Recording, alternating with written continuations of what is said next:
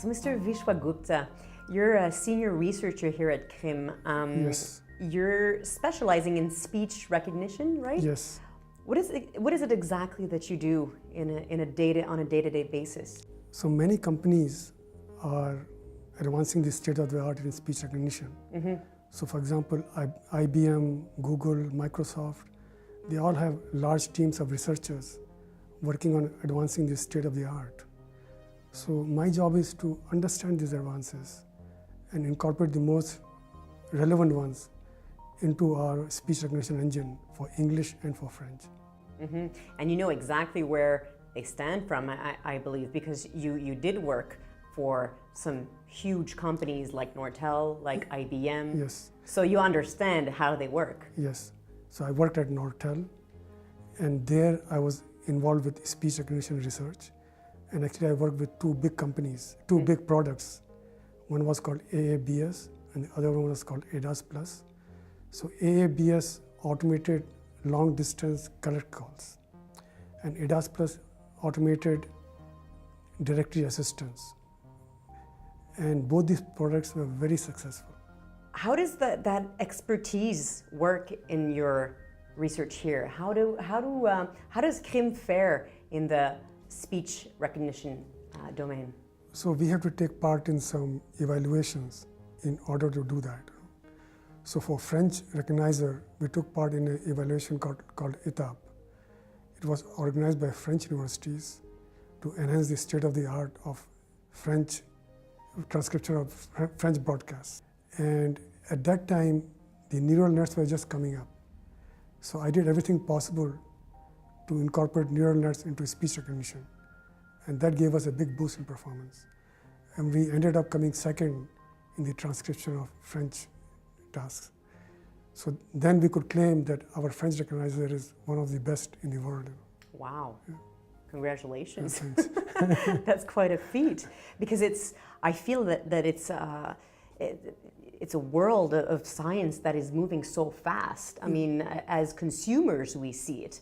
So I believe that in a circle of research, you must have even more perspective on what's coming. Can you tell us a bit about that? A bit about what you see as some of the next challenges you're going to have to address? So, speech recognition is developing very fast, and it is the most natural mode of interaction with the machines. So the main reason is that the accuracy of speech recognition systems is not good enough to compare with human listening. Can you give us some examples of some of the projects you're working on to resolve that problem? One example would be eye vectors.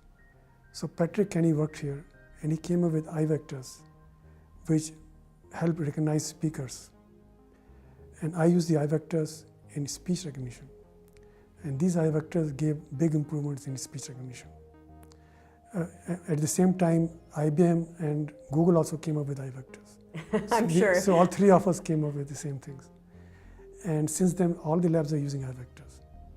So we need to make advances like this in order to improve speech recognition and make it closer to human listening.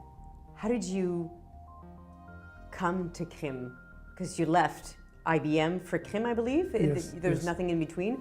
Yeah. How did you take that decision? Why did you make that decision? It's because my wife is working here. And so I was commuting to IBM. Okay. So every weekend I was coming back. So eventually, before my daughter and my wife were staying in the same house, then my daughter got married, she left, then my wife was alone. So she told me that I have to come back. So that was an easy decision. That was an easy decision.